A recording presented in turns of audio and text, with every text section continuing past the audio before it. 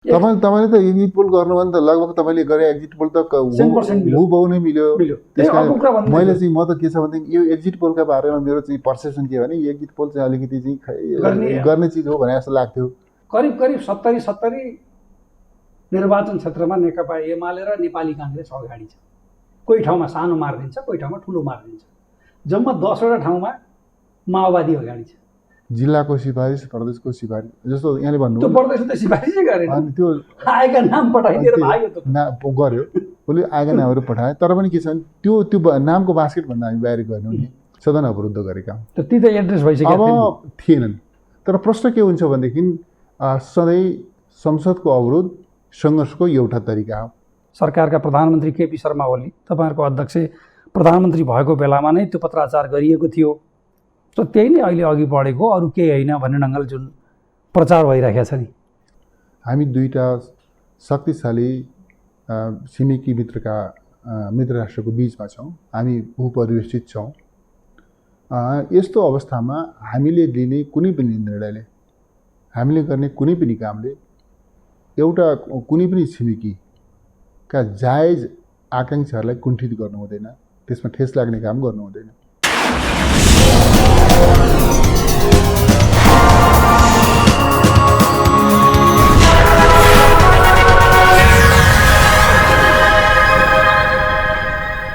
आदरणीय दर्शकहरू, कार्यक्रम आउटलुकमा स्वागत छ।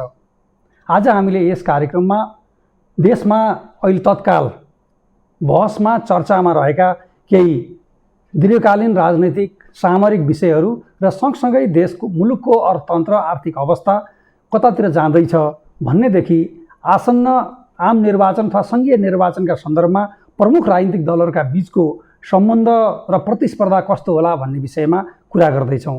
त्यसका लागि आज मसँग नेकपा एमालेका उपाध्यक्ष तथा पूर्व प्रधानमन्त्री विष्णु पौडेल हुनुहुन्छ। विष्णु कमल, कार्यक्रममा स्वागत छ। धन्यवाद।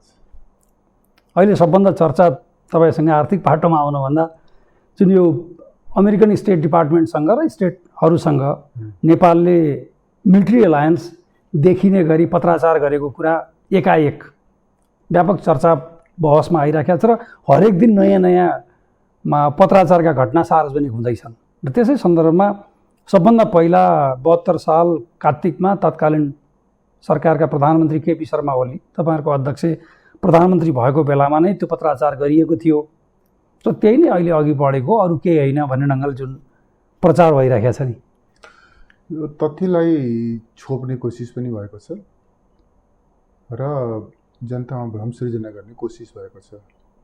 तथ्यले के बताउँछ भनेदेखि तत्कालीन प्रधानमन्त्री सुशील कोइरालाले प्रधानमन्त्री तथा रक्षा मन्त्रीको हैसियतमा यो एसपीपी प्रोग्रामलाई अगाडि बढाउन उहाँले सहमति दिनुभएको, निर्देशन दिनुभएको, फाइल सदर गर्नुभएको देखिन्छ। तथ्यले यो कुरा बताउँछ। उहाँले चाहिँ फाइल सदर गर्नुभयो एसपीपी प्रोग्राममा असोजको पहिलो हप्ता 72 त्यो ठ्याक्क। त्यसपछि चाहिँ फाइल सदर गर्नुभयो र एसपीपी प्रोग्राम अगाडि बढाउनका निम्ति उहाँले चाहिँ सहमति दिनुभयो, निर्देशन दिनुभयो। उहाँको सरकार बिचमा उहाँ सरकारबाट बाहिरिनु। बाहिरिसकेपछि हाम्रो अध्यक्ष केपी शर्मा ओलीजीले सरकारको नेतृत्व गर्नुभएको केही दिनमा नेपाली सेनाको सेना प्रमुखले पत्राचार गरेको देखिन्छ। त्यो हुनु के पर्थ्यो भनेदेखि सरकार परिवर्तन भएपछि, स्वाभाविक रूपमा नयाँ सरकार आइसकेपछि कुनै पनि काम गरिन्छ, कुनै पनि निर्णय गरिन्छ भनेदेखि सरकार मातहतका सबै संरचनाहरूले सरकारको नयाँ नेतृत्वसँग पूर्ववर्ती सरकारका पालामा भएका कामहरूको जानकारी दिनु र कुनै चिज प्रोसेसमा छन् भनेदेखि त्यसलाई अगाडि बढाउने वा नबढाउने भन्ने विषयमा निर्देशन दिनु आवश्यक हुन्थ्यो। सुशील कोइरालाले गर्नुभएको निर्णय कार्यान्वयनका नाममा नयाँ प्रधानमन्त्री आइसकेपछि, नयाँ सरकार बनिसकेपछि त्यो सरकारलाई जानकारी समेत नदिइकन पुरानो निर्णय कार्यान्वयनका नाममा पत्राचार गरिएको छ।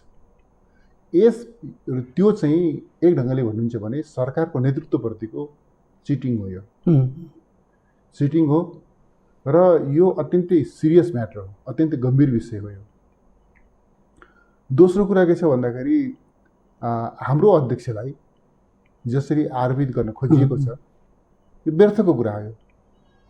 कुनै तथ्यले कुनै प्रमाणले उहाँमाथिको आरोप पुष्टि हुँदैन। आग्रह व्यक्त भइरहेको छ, म हेरिरहेको छु, मैले पनि सुनिरहेको छु।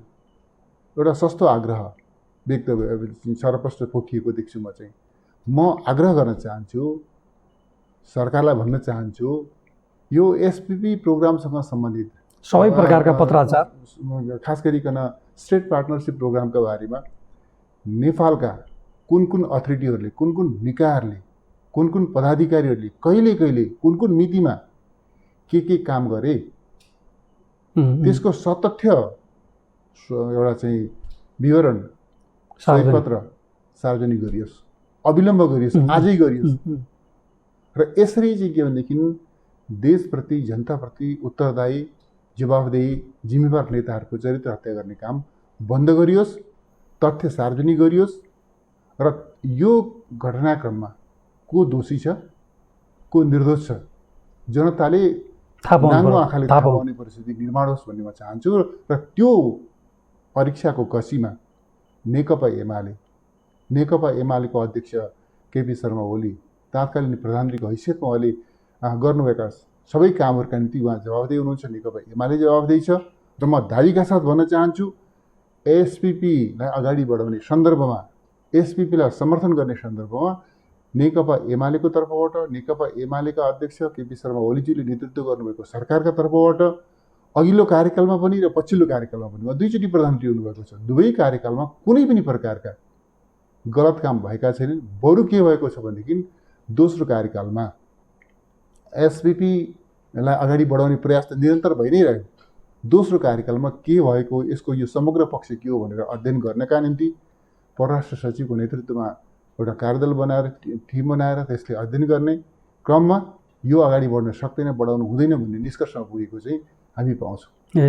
तथ्यले यो कुरा बताउँछ। जस्तो कमल, यहाँले जुन नयाँ प्रधानमन्त्री बनिसकेपछि पुरानो प्रधानमन्त्री कालमा निर्णय गरेको कुरा के गर्नु पर्थ्यो भनेर स्वाभाविक रूपमा नयाँ प्रधानमन्त्रीसँग सोध्नु पर्थ्यो। त्यसमध्ये पनि अझ द्विपक्षीय र सामरिक महत्त्व राख्ने दीर्घकालीन विषय भएका कारणले त्यो सेनाले सोधेन। तर सँगसँगै उसको दाबी के छ भने संसदीय समितिमा अहिलेका प्रधान सेनापतिले गएर बोल्दाखेरि पनि भनेका छन्, त्यो पत्राचार चाहिँ हामी रक्षा मन्त्रालयमा गरेका छौँ, दूतावासमा गरेका छौँ र मन्त्री परिषद कार्यालयमा पनि हामीले पदार्थ दिएका छौँ भनेर। पछि त त्यो नोटिसमा आयो होला, त्यो बेलामा रक्षा मन्त्री भीम रावल हुनुहुन्थ्यो त्यो टाइममा। पछि प्रधानमन्त्री र रक्षा मन्त्री आफै पनि केपी शर्मा ओली बन्नुभयो त्यो टाइममा। पछि त जुन अध्ययन समिति नै बन्यो, तर त्यसको बारेमा इन्क्वायरी गर्ने अथवा सेनालाई सचेत बनाउने वा नेपाल सरकार अन्तर्गतका निकायलाई सचेत बनाउने कुनै काम भएन।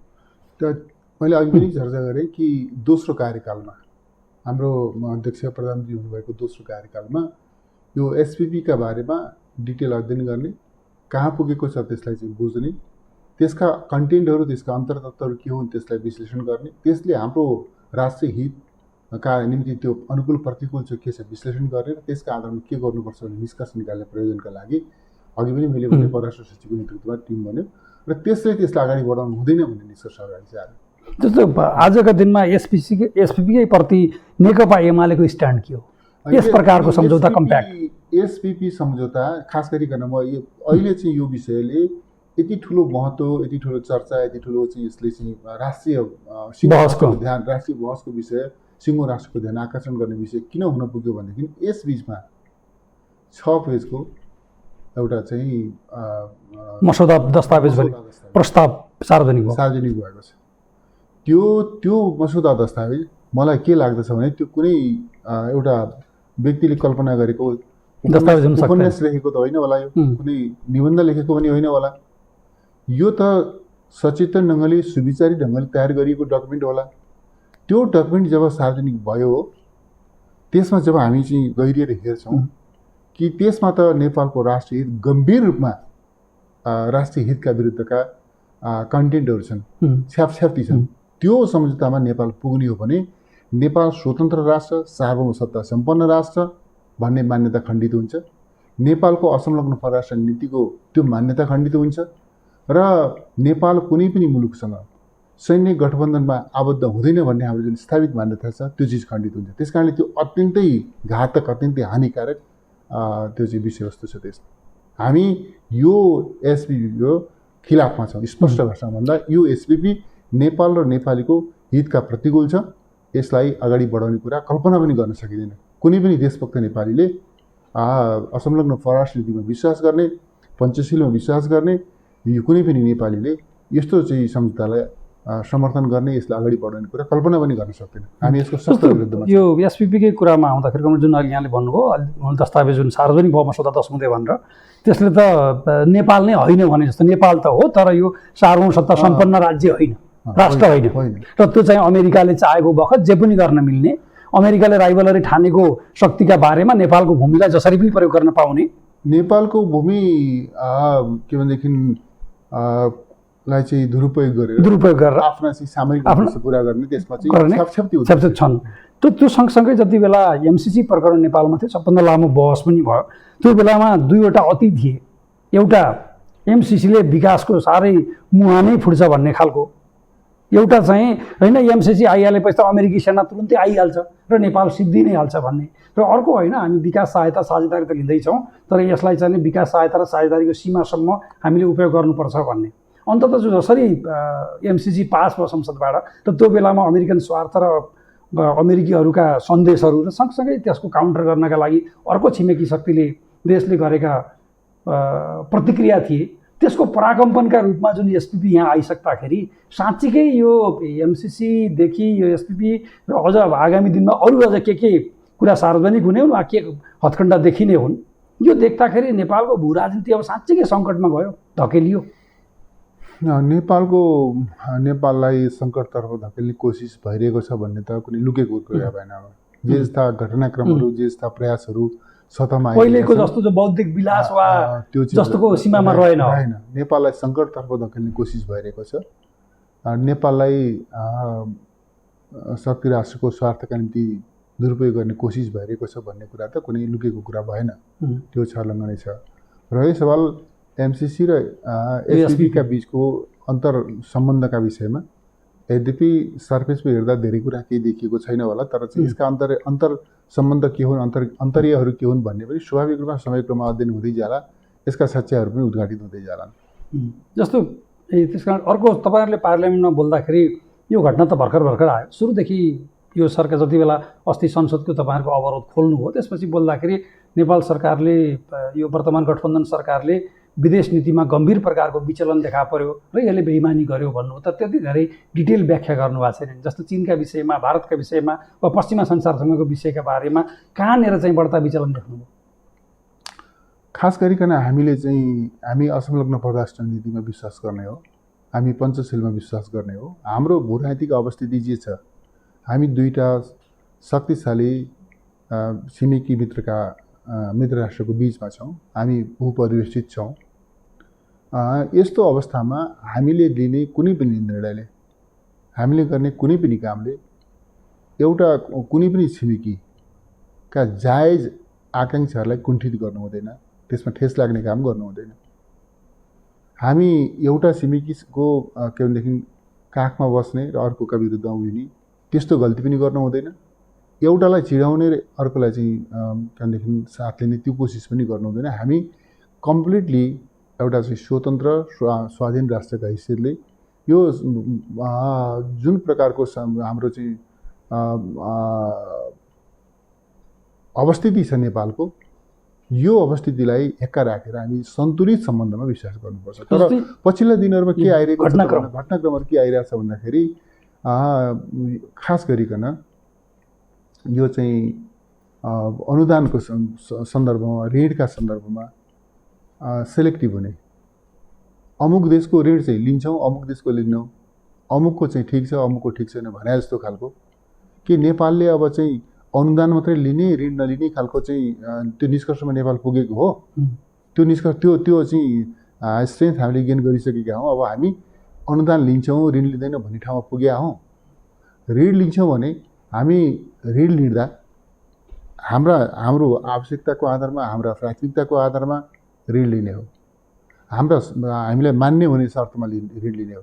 ऋण दिनेको चाहिँ शर्त उसको प्राथमिकता, उसको आवश्यकतालाई हामीले आधार बनाउने होइन। हाम्रो आवश्यकता, हाम्रो प्राथमिकता र हाम्रा चाहिँ जायज कन्डिसन्सहरू हामीले जायज ठानेको कन्डिसनको आधारमा ऋण लिने हो। तर ऋण लिने सन्दर्भमा हामी फलानुको लिन्छौँ फलानुको लिन्नौँ भन्ने खालका अभिव्यक्तिहरू गर्न मिल्दैन। नेपालले त्यो पनि छिमेकी राष्ट्रहरूका सन्दर्भमा त्यो गर्नै मिल्दैन। पछिल्ला दिनहरू त्यस खालका पनि गरिरहेको छ। फलानु प्रकारको ऋण लिनु भनिरहेछ नि त। हामी चाहिँ बिआरआई अन्तर्गतको यो चाहिँ अनुदान हो भने लिन्छौँ, नभए यो चाहिँ ऋण चाहिँ लिन्नौँ भनिरहेछ नि त सरकारले। त्यसो कसको ऋण कस्तो प्रकारको लिन्छौँ, कसको के त्यसपछि कसको लिन्छौँ कसको लिँदैनौँ। वर्ल्ड ब्याङ्कको ल्याछौँ, आइएमएफको ल्याछौँ, वर्ल्ड ब्याङ्क एडिबीको ल्याछौँ। वर्ल्ड ब्याङ्क आइएमएफ एडिबीको त आफ्नो ठाउँमा छ नि, ठिक छ, त्यो त अलग सन्दर्भ हुन्छ। तर जस्तो अरू चाहिँ मित्र राष्ट्रको ऋण लिने सन्दर्भमा पनि हामीले चाहिँ कुन देशको लिन्छौँ कुन देशको लिँदैन, कस्तो के गर्छौँ, कुन परियोजनामा लिन्छौँ, यो यस हिसाबले हेर्दाखेरि यो के देखिन्छ भने यो अलिकति आग्रहहरू चाहिँ त्यसरी चाहिँ इन्जेक्ट भइरहेछ। एउटा आर्थिक क्षेत्रमा हो, अरू कुनै क्षेत्रमा यो सरकारका विदेश नीतिका बारेमा अब तपाईँले देख्नुभयो भने त जस्तो हामीले चाहिँ के भन्यो भनेदेखि नेपालले यो चाहिँ एक चिन नीति लिइरहेछ। हाम्रो एक चिन नीति हो। औपचारिक रूपमा भन्दा त अहिलेको सरकारले पनि स्वयं प्रधानमन्त्रीले पनि भनिरहनु भएको छ कि नेपाल एक चिन नीतिको पक्षमा छ। तर तपाईँले देख्नु के हो भन्दाखेरि अमेरिकी के भनेदेखि प्रतिनिधिहरू होइन के भनेदेखि स्पेसल फ्लाइटमा काठमाडौँ आउँछन् र उनीहरू चाहिँ के भनेदेखि तिब्बती शरणार्थीहरूको क्याम्पमा जान्छन्, उनीहरूप्रति सद्भाव व्यक्त गर्छन्, शुभकामना व्यक्त गर्छन्। सरकारले सरकारका प्रतिनिधि थाहा छैन भन्छ, सेक्युरिटीमा पठाउँछ, उसले राज्यको सेक्युरिटीमा पठाउँछ, स्पेसल सेक्युरिटीको स्कर्टिङ गरेर पठाउँछ। जब प्रश्न उठ्छ, तपाईँहरू जस्तो मिडियाकर्मीहरू उठाउनुहुन्छ, प्रश्न उठ्छ अनि त्यसपछि थाहा छैन भन्छ।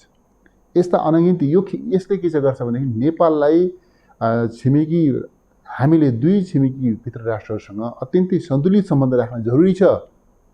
कुनै पनि हिसाबले यो छिमेकी मित्र राष्ट्रहरूसँगको सम्बन्धको सन्तुलनलाई हामीले कदाचित त्यसमा चाहिँ बिगार्ने काम गऱ्यौँ भनेदेखि त्यो हाम्रा निम्ति धेरै महँगो पर्छ। हामी साँच्चै नै असंलग्नतामा विश्वास गर्छौँ र हामी साँच्चै नै दुई छिमेकीसँग नेपालको हितमा केन्द्रित भएर असल सम्बन्ध विकसित गर्न चाहन्छौँ भन्ने यो भनाइ केवल यो ओठे अभिव्यक्ति होइन, हाम्रो जीवनको व्यवहारको एउटा चाहिँ यथार्थका रूपमा अभिव्यक्त हुन जरुरी छ। यसमा जस्तो अब यसैमा जाउँ, जस्तो तपाईँले यति धेरै लामो समय, सबभन्दा लामो काल भन्यो नि त, संसदको बैठक बसेका हिसाबले भन्यो नि त, साह्रै थोरै दिनुहुन्छ, तर अवधिका हिसाबले भन्दा धेरै लामो समय तपाईँले संसद अवरुद्ध गर्नुभयो। तर पछि जब स्थानीय निर्वाचनमा पराजय भइसकेको भनेपछि, पराजय चाहिँ पहिलोबाट दोस्रो, पराजय भनेको सिद्धिएको त होइन, 70मा माओवादी जस्तो होइन कि, तर पहिलो स्थानीय तहका पहिलो शक्तिबाट दोस्रो शक्ति भयो भनिसकेपछि धेरै ठुलो एमालेमा निराशा उत्पन्न भयो। त्यसपछि बिना कारण अवरोध गरिएको थियो संसद र बिना कारण संसद खोलियो। त्यस कारण एमालेको पनि यो नीतिको आफ्नै कन्सिस्टेन्समा भन्दा लहरमा बढी भयो भन्ने त सुनिराख्नु भयो। संसदको अवरोध चाहिँ सकारण थियो र संसदको अवरोधको अन्त्य पनि सकारण नै छ।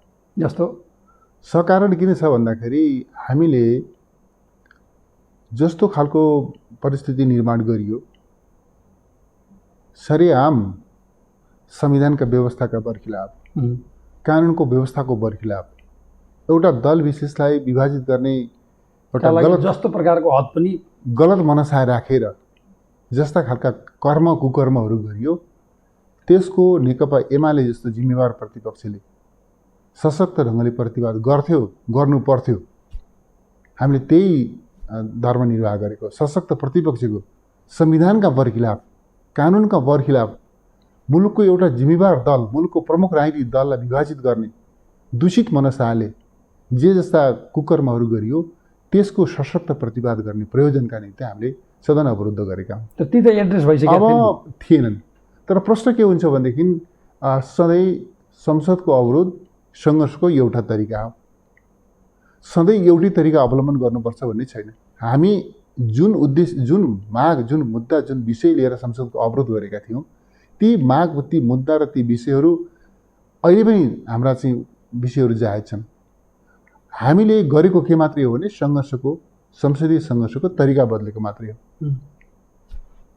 तर अघि यहाँले कारण भन्नु तरिका त बदल्नुभयो देखियो, तर कारण जसरी संसदीय पार्टीलाई राजनीतिक दललाई विभाजन गर्नका लागि 20% जे पनि गरेर पार्टी विभाजन गर्ने भन्ने थियो, त्यो उनीहरूले आफै ल्याए, आफै फिर्ता गरे, पार्टी विभाजन गरेपछि फेरि ब्याक भए, त्यसको कहिले एड्रेस भएन। तपाईँहरूले सभामुखले सांसदहरूलाई कारवाही गर्नुपर्छ भन्ने कुरा यो पनि मेजोरिटी दुईवटा एड्रेस त भएको थिएन। चुनावपछि त्यस्तो के ज्ञान प्राप्त भयो कि? अनि के भने हाम्रा यी मागहरू, हाम्रा मुद्दाहरू ठिक छन्, अहिले पनि ठिक छ, अहिले पनि ठिक छन्, त्यसो गर्न कसैले पनि पाइँदैन। त रह्यो सवाल के भनेदेखि यो सरकारले अहिलेको सभामुखजीले, सामान्यतया सभामुखजीले प्रतिपक्षको त्यो तहको आवाजलाई सुन्न सक्नुपर्थ्यो, तर उहाँ सुन्नुहुन्न। के का आगे बिन बजाए भन्छ नि, के का आगे बिन बजाए भने जस्तो अर्थ केही छ त्यसको। त्यसले गर्दाखेरि हामीले सङ्घर्षको रूप बदलेको हो, सङ्घर्षको तरिका बदलेको, सङ्घर्षको रूप बदलेको। हाम्रा माग, हाम्रा मुद्दा, हाम्रा विषयहरू त्यसको औचित्य खण्डित भएको छैन, त्यो अहिले पनि जायज छन्। उसमा जस्तो अहिले भर्खरै यो जसरी एसपिपीको चर्चा छ, ठिक त्यसै गरी भर्खरै संसदमा प्रस्तुत भएको बजेट र बजेटमा उठेका सवाल जवाफ चल्दै गर्दाखेरि बजेट कसरी निर्माण गरियो भन्दाखेरि अर्थमन्त्री एउटा मुख्याचा बाहिर आएका समाचारलाई आधार मान्ने हो, अथवा त्यसलाई जुन सरकारको तर्फबाट खण्डनका नाममा खण्डन बाहेक कुनै तथ्यको खण्डन गरिएको छैन। त्यसकारण बिचौलियाहरू र अनाधिकृत मानिसहरूलाई राखेर करका दरहरू परिवर्तन गर्ने र अर्थमन्त्री मुखदर्शक बनेर अथवा अर्थमन्त्री सम्पूर्ण राज्यबाट च्युत हुने जुन प्रकारको सम्भवतः नेपालमा पहिलोपटक देखियो नि। पहिला मिडियामा भएका हामी जस्ता मान्छेले अर्थमन्त्रीले वा सरकारले यो बिचौलियाहरूको स्वार्थ समूहहरूको इन्ट्रेस्ट पुरा गर्ने त हुन् भनेर यहाँ पनि दुई पटक अर्थमन्त्री हुनुभयो। हरेकका बारेमा अलिअलि आलोचना जहिलेसुकै आउँथ्यो, तर त्यो आलोचनाको तहमा थियो अथवा विरोधको तहमा थियो, त्यो कुनै तथ्यले पुष्टि गर्दैन थियो। अनुमानले चाहिँ यसलाई चाहिँ यतातिर यसरी फाइदा भयो, यसको यहाँसँग सम्बन्ध छ, त्यस कारण यसै गरे होला भन्ने थियो, त्यो त अनुमानको कुरा हो। त्यस्तो त हरेक कुरा भन्न सकिन्छ, तर यस्तो खालको नाङ्गो डकैती भनौँ न, राज्यको ढुकुटी वा अर्थतन्त्र वा राज्यका सीमाहरू, संसदीय लोकतन्त्र यदि यो लोकतन्त्रलाई फाल्ने होइन भने यसका न्यूनतम मूल्य मान्यताहरूमाथि यति ठुलो आक्रमण हुँदा एमाले प्रश्न त उठायो, यहाँसम्म कसरी आइपुग्यो? यो चाहिँ कस्तो छ भनेदेखि म शब्द खोजिरहेको छु कि यो स्थितिको वर्णन गर्ने उपयुक्त पदावलीहरू, उपयुक्त शब्दहरू के होलान् भनेर म खोजिरहेको छु। म त शब्दकै अनिकाल हुने देख्छु। यस्तो निर्वस्त्र चाहिँ क्रियाकलाप कहीँ हुन्छ, हुन सक्छ, हुन मिल्छ, गर्न मिल्छ। तपाईँ एउटा कोणबाट होइन, अनेक कोणबाट यो बजेटको कुरा गर्दा तपाईँ चाहिँ यसको स्रोत व्यवस्थापनको दृष्टिकोणले हेर्नुहोस्, यसमा विनियोजन गरिएका चाहिँ त्यो चाहिँ कार्यक्रमहरू, बजेटका शीर्षक र कार्यक्रमका हिसाबले हेर्नुहोस्, कस्तो चाहिँ के भन्ने, त्यसलाई मजाक भन्ने कि ठट्टा भन्ने कि बजेट भन्ने कि उपहास भन्ने कि हैन। मैले त्यसपछि अन्त्य हुँदै गएपछि हाम्रो चाहिँ कर प्रणाली, कर निर्धारणका हाम्रा अभ्यासहरू, अनुभवहरू, त्यसले दिएका शिक्षाहरू, त्यसमा कुनै प्रकारको परिमार्जन गर्नुपर्ने, हेरफेर गर्नुपर्ने भयो भने त्यसका निम्ति गरिनुपर्ने पूर्व कार्य, गृह कार्यहरू केही छैन, कुनै रासनल छैन, गरिदिएको छ। त्यसले गर्दा यो त चाहिँ एउटा मन परितन्त्रको पराकाष्ठा हो। योभन्दा व्यथिति, योभन्दा लथालिङ्ग, योभन्दा भत्ताभुङ्ग तपाईँले अर्को केही पनि खोजेर भेट्नुहुन्न। के शब्दमा यसको विरोध गर्नु? यसो ठ्याक्कै भन्दाखेरि अहिले भर्खरै हामी यो कोभिड चल्या बेलायतमा बोरिस जोन्सन प्रधानमन्त्री एउटा त्यो कोभिडको प्रोटोकल उल्लङ्घन गरेर एउटा पार्टीमा छुस्स उनी पसे र निस्के, 10-15 मिनटमा उनी निस्के भने आधारमा त्यति ठुलो हङ्गामा भयो बेलायतमा र प्रधानमन्त्रीले माफी माग्नु पर्यो। त्यसलाई झुटलाई त्यसमाथि कैयौँ झुट खडा गरेर हाम्रो स्केप हुन पनि सक्थ्यो, त्यस्तो गरिएन, सिधा भनियो, त्यस्तो गरियो। र त्यो मैले बेलायतको सन्दर्भ लिएको किनभने हाम्रो यो संसदीय लोकतन्त्र आधारभूत रूपमा समावेशीहरू थुप्रै कुरा मिसिएको भए तापनि त्यसलाई एउटा मानक मानिन्छ। एक अर्कोतिर तपाईँहरूले कम्युनिस्ट आदर्श सिद्धान्त दर्शनभित्र खोज्ने हो भने माओको कुरा सियो र धाओ पनि कसैको केही नगर्नु भनेपछि जनताको करमाथिको यस प्रकारको त कुनै अनुमान पनि गरिन्थेन। र र समय माओकै टाइममा भने थुप्रै मान्छेले फाँसी पनि पायो होला, जेल पनि गयो होला। अलि अस्ति भएर चिनकै आदर्श मान्ने हो भने बाउसीलाई भन्ने पोलिट ब्युरो सदस्यलाई समेत पनि त्यहाँ सजाय गरियो। त्यस्ता यी आदर्श संसदीय आदर्श, मान्यता, मूल्य, एकातिर इमान्दारिता र कुनै विषय उठिसकेपछि सम्बन्धित पदाधिकारीले त्यसको जिम्मेवारी लिने, जवाफदेही हुने र अर्को आदर्श मान्ने, यस्तो केही पनि नगरेर पनि सोसाइटी अघि बढिराख्ने, राज्य व्यवस्था सरकार चलिराख्ने हुन्छ। यो चलाउनका निम्ति, गर्नका लागि, सपार्नका लागि यो चिज हो र। म यहाँलाई बताउँ, यहाँले नैतिकताको प्रश्न उठाउनु भयो, बोरिस जोन्सनको कुरा गर्नुभयो, अन्य प्रशस्त उदाहरण हाम्रै देशमा पनि छन् प्रशस्त उदाहरणहरू। नैतिकताको प्रश्न स्वयं व्यक्तिले महसुस गर्ने चिज हो। नैतिकता इम्पोज गरिने चिज होइन, त्यो कुनै निर्णयको तहत लागू हुने कुरा। नैतिकता भनेको त स्वयंले फिल गर्ने विषय हो। त्यसमा चाहिँ तपाईँले यति बेला नैतिकताको आधारमा कुनै निर्णयको अपेक्षा गर्न मलाई लाग्छ यो चाहिँ व्यर्थ चिज जस्तो लाग्छ। पहिलो कुरा, जहाँसम्म अब यो कन्सर्निङ अथोरिटीले चाहिँ यसलाई के हेरिरहेछ त भन्ने जहाँसम्म त्यो कोणबाट पनि जिज्ञासा राख्नुभयो, प्रश्न राख्नुभयो। प्रधानमन्त्री हेर्नु भएको छ यो सबै कुरा। उहाँले यसलाई चाहिँ एकदम उहाँका निम्ति सबै कर्महरू प्रिय छन्, त्यो प्लिज छ, एकदम सन्तुष्ट, प्रधानमन्त्री प्रसन्न हुनुहुन्छ भन्ने देखिन्छ। उहाँको दल छ, तब संसदमा तपाईहरु सबैले त्यसको जवाफ माग गर्नुभयो। उहाँ सत्तारूढ दलहरू छन्, गठबन्धन दलहरू छन्, ती सबै दलहरू प्रसन्न देखिन्छन्। देशमा, सदनमा, देशमा, मिडियामा यति सिरियस प्रश्नहरू उठिरहेका छन्, तर सरकार प्रसन्न छ, प्रधानमन्त्री प्रसन्न हुनुहुन्छ, गठबन्धन दलहरू प्रसन्न छन्। मानव एकदम राम्रो भइरहेको छ। जसमा बनाउनु पर्ने खालका एकदम चाहिँ कृतिमान, नयाँ नयाँ उपलब्धिका कृतिमानहरू भएका छन् जस्तो खालको गतिविधि छन्। हेर्नुहोस्, यसले के बताउँछ भनेदेखि यो अहिले यो गठबन्धन के राम्रो के नराम्रो भन्ने कुरामा चाहिँ यसले यस्ता मतलब छैन। मतलब के छ भनेदेखि गठबन्धन टिकाउनु पर्यो, अनि त्यसपछि स्वार्थको बटवारा हुनु पर्यो। किन राज्यका स्रोत र साधनमाथि यति चर्को चाहिँ दोहन गर्ने तहसम्म आइपुग्ने र त्यसको राजनैतिक र सामाजिक रूपमा यथोचित प्रतिरोध नहुने यस्तै हो भन्ने तहमा सोसाइटी कसरी आइपुग्यो भने प्रतिरोध त स्वाभाविक रूपमा अहिले के छ भनेदेखि मैले यसो देखिरहेको छु। सुरुका दिनहरूमा बजेट, यहाँले अघि चर्चा गर्नुभयो, बजेट त हामीले पनि प्रस्तुत गऱ्यौँ नि। मैले बजेट दुई पटक मैले बजेट प्रस्तुत गरेको छु। प्रस्तुत गर्दाखेरि मैले प्रस्तुत गरेको बजेटलाई लिएर खास गरिकन रेभेन्यूको प्रश्नमा कहीँ कतै कसरी प्रश्न उठाएन, प्रशंसा नै मैले सुने। अब अहिले सुरुमा अलिकति कन्फ्युजन थियो, निजी क्षेत्रका के भन्छ सङ्घ संस्थाहरूले सुरुमा चाहिँ अब झट्ट सुन्दाखेरि, तर जब भित्र गएर त्यसका विषयवस्तु कन्टेन्टहरू देख्न थाल्नुभयो उहाँहरूले, प्रतिक्रियाहरू आइरहेका छन्, एकपछि अर्को अर्कोपछि अर्को प्रतिक्रियाहरू आइरहेका छन्, कडा प्रतिक्रियाहरू आइरहेका छन्, आन्दोलनका कुरा भइरहेका छन्। म त सुन्दैछु कि बजेट पास भएपछि यो संशोधन गर्छु, त्यो संशोधन गर्छु भनेर चाहिँ संशोधन अनेक थरी आश्वासनहरू पनि दियो। बजेट पास गर्न नपाउँदै संशोधन गर्नुपर्ने कस्तो बजेट हो?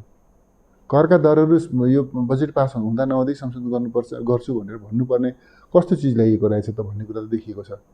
त्यसले गर्दा यो अत्यन्तै सिरियस छ स्थिति, हेर्नुहोस्, अत्यन्तै सिरियस छ। तर यो गठबन्धन नेकपा एमालेसँग ईर्ष्या वैरभावको जगमा खडा भएको यो गठबन्धन सबै यस्ता कर्मका निम्ति ऊ चाहिँ उसलाई मतलब छैन। त्यसका प्रति ऊ चाहिँ सबै सहमत छन् समान रूपमा, र मुलुकलाई यो चाहिँ के भनेदेखि भड्कारोतर्फ धकेल्दैछ। जस्तो यो एउटा नैतिकता वा आदर्शको कुरा भन्दा पनि बजेट बनाउँदाखेरि जस्तो तरिका अपनाइयो भन्ने तथ्य बाहिर आयो, जो अनाधिकृत मान्छेलाई संलग्न गराइयो, यो सम्बन्धित अधिकारीको कुन स्तरको चाहिँ यो गल्ती वा अपराध वा बेइमानी? प्रश्न के हुन्छ भनेदेखि बजेट चाहिँ त्यसको निर्माण प्रक्रियाको एउटा निश्चित प्रकारको गोपनीयताका विषयहरू छन् त्यसमा। बजेट निर्माण चाहिँ त्यो चाहिँ बजेट निर्माणका क्रममा सुझाव चाहिँ खुला ढङ्गले लिइन्छ, ज्ञापन दिन्छन् मानिसले यो गर्दा अनि कैयौँ भनेका पनि माग पनि गरे हुन्छ। अर्थशास्त्रीहरूसँग लिइन्छ, पूर्व अर्थमन्त्रीहरूसँग लिइन्छ, पूर्व अर्थ सचिवहरूसँग लिइन्छ, निजी क्षेत्रका सङ्गठनहरूसँग लिइन्छ, सामाजिक जीवनका विभिन्न विधाका मानिसहरूसँग लिइन्छ, सबैका सुझावहरू खुला ढङ्गले लिइन्छ। बजेट निर्माणको प्रक्रिया भने गोपनीय हुन्छ। बजेट कति बेला थाहा पाउँछ भन्दाखेरि, मुलुकले कति बेला थाहा पाउँछ भन्दा अर्थमन्त्रीले सदनमा बजेट पढेपछि मुलुकले थाहा पाउँछ, नागरिकहरूले थाहा पाउँछन्। क्याबिनेटले पनि बजेट प्रस्तुत गर्नुभन्दा ठिक अगाडिको बैठकमा मात्रै थाहा पाउँछ। क्याबिनेटका मिनिस्टरहरूले पनि त्यो चाहिँ बैठक बस्ने, क्याबिनेटको बैठक बस्ने, त्यहाँ लगत्तै संसद जाने, बैठकमा चाहिँ क्याबिनेट बजेटको चाहिँ जिस्ट प्रस्तुत गर्ने, बजेट पास गर्ने, त्यसपछि तुरुन्तै चाहिँ लगत्तै, ताकि मन्त्रीहरूले समेत पनि कहीँ कतै बजेटका कन्टेन्टका बारेमा कहीँ कसैलाई केही कुरा कन्भे गर्न नपाउन्, त्यस हिसाबले सिधै चाहिँ सदनमा जानेर बजेट प्रस्तुत गर्ने हाम्रो चाहिँ यो खालको प्रणाली हो। तर अहिले चाहिँ बजेट निर्माणका सन्दर्भमा बजेट निर्माणमा चाहिँ संलग्न हुन पाउने, संलग्न हुन सक्ने निश्चित अधिकारी तोकिएका छन्। त्यो परिभाषित अधिकारीले मात्रै बजेट बनाउन पाउँछन्। त्यो अधिकार नभएको कुनै अर्को बाहिरको मान्छे योग्य पनि हुन सक्ला, तर उसको कति होला नि। तर बजेट निर्माणको अधिकार निश्चित पात्रहरूलाई मात्रै हुन्छ, निश्चित अधिकारीहरूलाई मात्रै बजेट निर्माणको अधिकार हुन्छ। त्यस कारणले जे जस्ता कुराहरू बाहिर आइरहेको छ, अनधिकृत पात्रहरूको समर्थनको कुरा आइरहेको छ, खण्डन भएको छ, तर त्यो खण्डनले मान्छेलाई कसैले पनि खण्डन पत्याइरहेका छन्। किन खण्डनलाई किन मान्छेले विश्वास गरिरहेका छैनन्? खण्डन त मैले गरेका छैन भन्नु भएन नि, यति टाइममा म थिइनँ भन्ने कुरा त इस्टाब्लिस गर्नुपर्छ थिइस् भनेपछि। त्यस कारणले त्यो चिज चाहिँ अब आइरहेछन्, फुटेजका कुरा आइरहेछन्, सिसिटिभी क्यामेराको फुटेज चाहिँ आओस् भन्ने खालका कुरा छ आदि इत्यादि। त्यसले गर्दा चाहिँ यो त बजेट निर्माणको पद्धतिका दृष्टिकोणले, बजेटको कन्टेन्टका दृष्टिकोणले, स्रोत व्यवस्थापनका दृष्टिकोणले, विनियोजनका दृष्टिकोणले, राजस्व परिचालनका दृष्टिकोणले, राजस्वका दर निर्धारणका दृष्टिकोणले हरेक कोणबाट आलोचना, विरोध, जुन खालका विषयवस्तुहरू, जुन खालको निर्माणको पद्धति अवलम्बन गरियो त्यसले निम्त्याउने त यही नै थियो।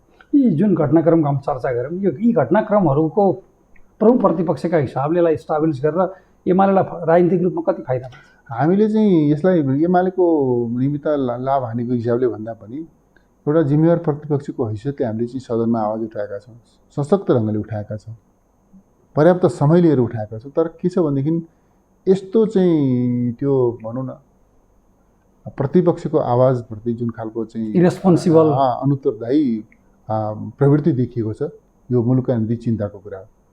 हाम्रो कुरो सुनियो सुनिएन भन्ने कुरा होइन।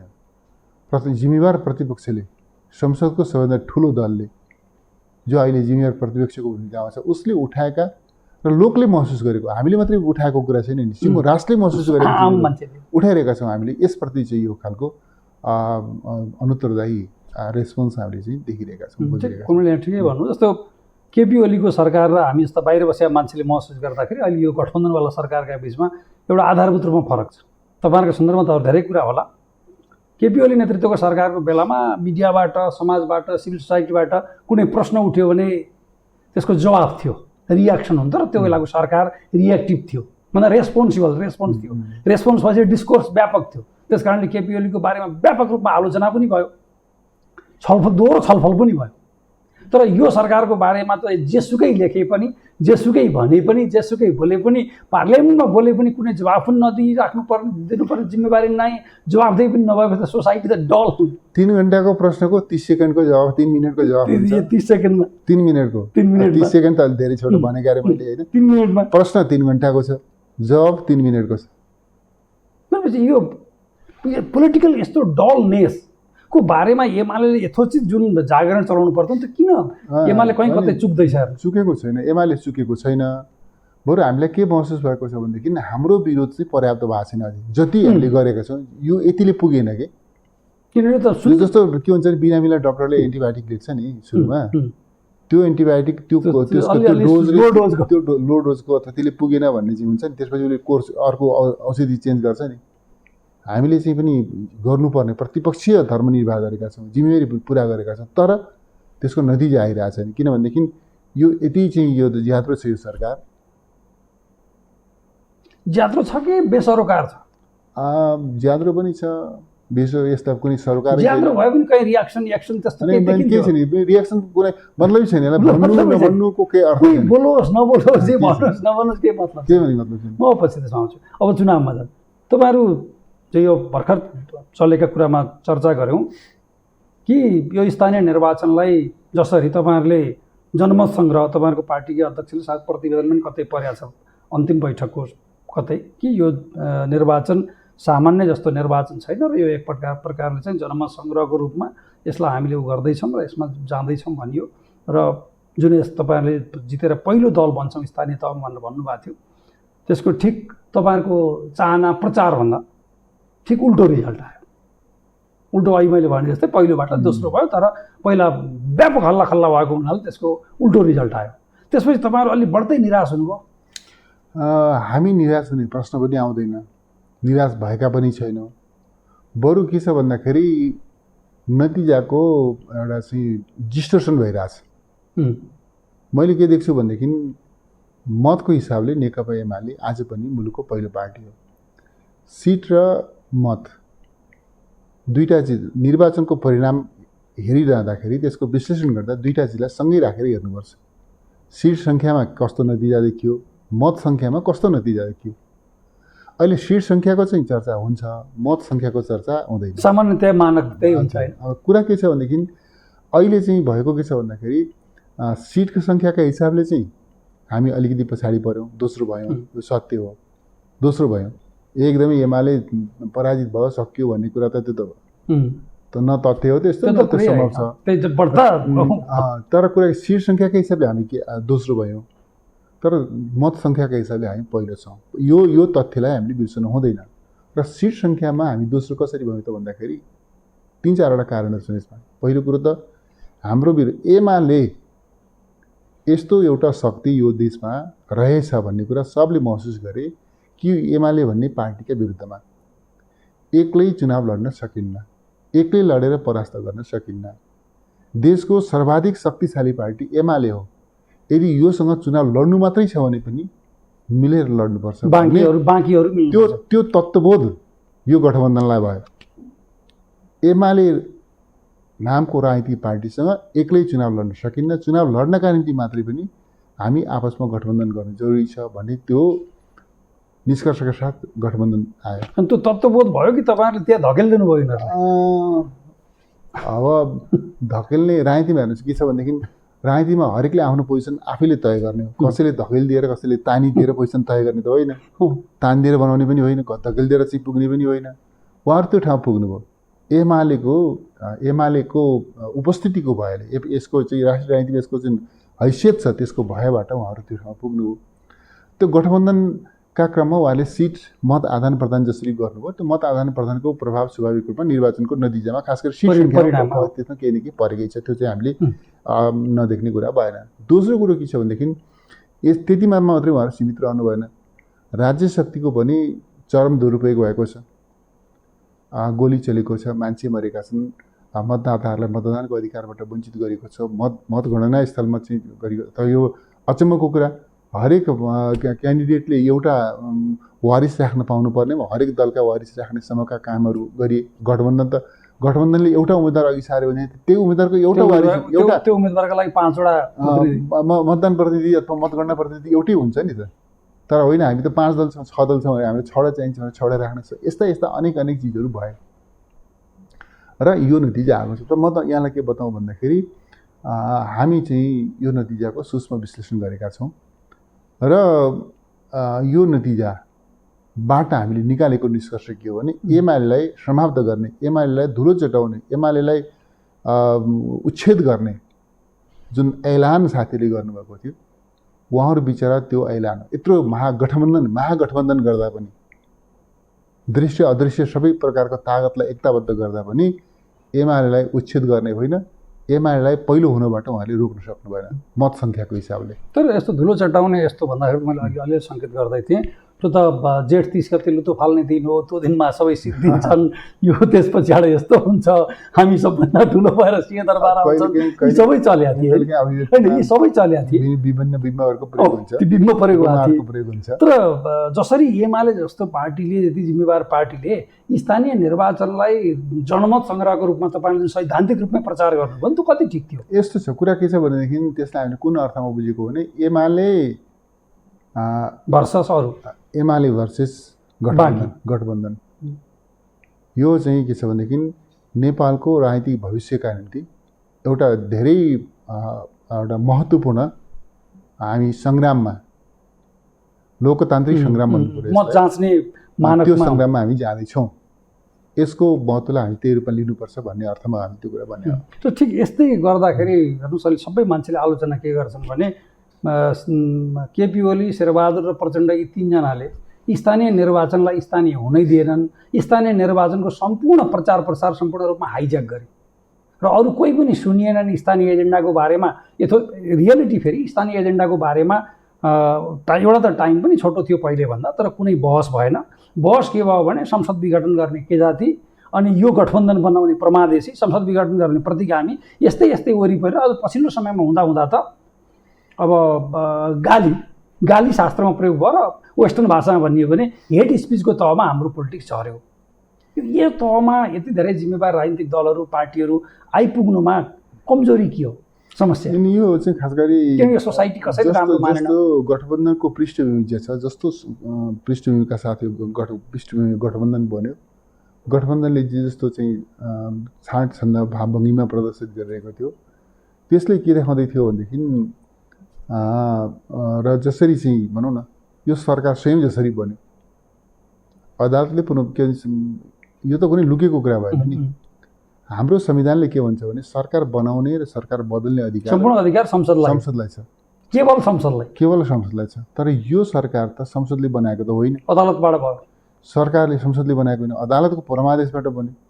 सरकार त परमादेशबाट बनेको सरकारले शपथ ग्रहण गरेर अनि पछि म छु है, मलाई म चाहिँ सरकार भएर आएँ, मलाई देख्नुपर्छ तिमीहरूले भनेर चाहिँ हाउसमा छिर्या हो नि। यो सरकार त सदनले बनाएको सरकार होइन नि, यो त अदालतले बनाएको सरकार हो। अनि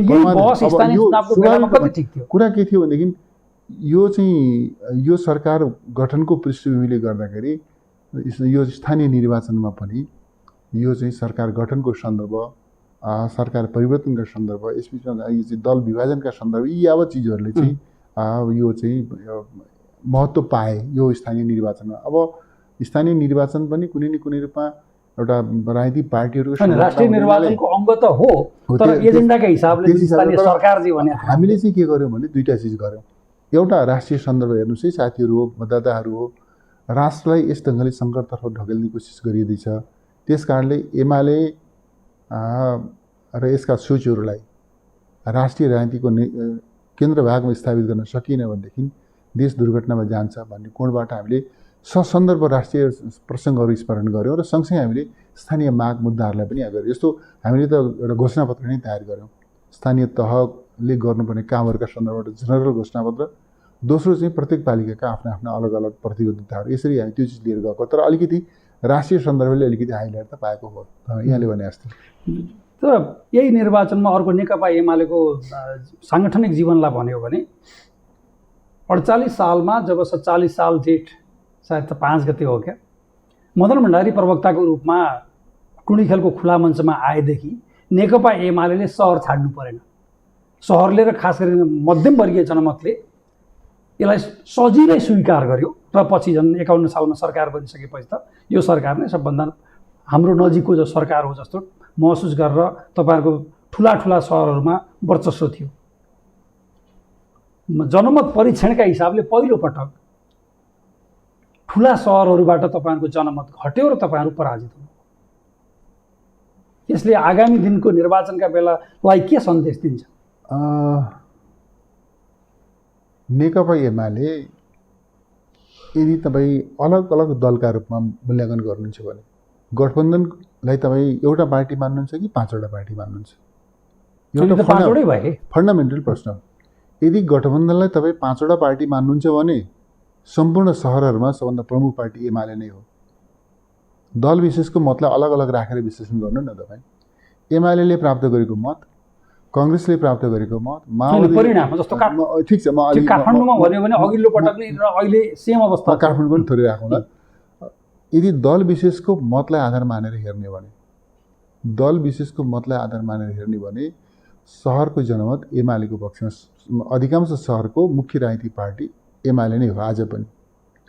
गठबन्धनलाई एउटा पार्टी मान्नुहुन्छ भने यो गठबन्धन होइन, एउटा पार्टी हो भन्ने हो भने यो गठबन्धन नामको पार्टी।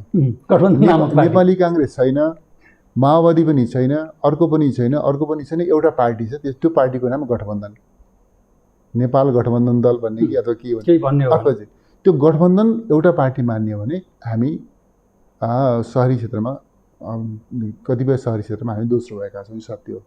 त्यस कारणले सहरी जनमतबाट एमाले विस्थापित भएको छैन, एक पहिलो कुरा म यो भन्छु।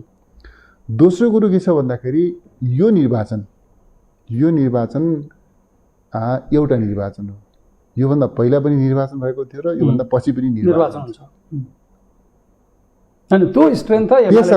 त्यसर्थ म भन्न चाहन्छु कि आउने निर्वाचनको नतिजा हेरौँ न त कस्तो हुन्छ। त्यही होइन, त्यसैको सन्दर्भमा जस्तो कमेडीलाई काठमाडौँको दृश्य पहिला र अहिले एउटै थियो, 74 र अहिले एउटै थियो।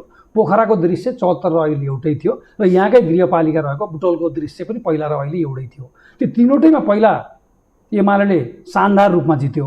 तर यसपटक काठमाडौँ यहाँले जनमतकै हिसाबले भन्ने हो भने तपाईँहरूले चाहिँ चुनाव जित्ने नाममा पछि आएको कुनै अन्यथा अपमान नगरिकन भन्दा सुनिताजी जसको राजनीतिमा कुनै त्रुटि, नेकपा एमालेको साङ्गठनिक राजनीतिमा कुनै महत्त्वपूर्ण कुनै भूमिका छैन, यति धेरै तपाईँहरूका नेता नेत्रीहरू काठमाडौँमा छन्, तिनीहरूलाई गएर चुनाव जित्ने मान्छे जो मेयरको घोषणा गरिसकेकी सुनितालाई ल्याएर उपमेयर बनाउनु भयो, मेयरमा उठेको साथीले सबभन्दा शर्मनाक रूपमै मत ल्याउनु भयो, थर्ड हुनुभयो होइन।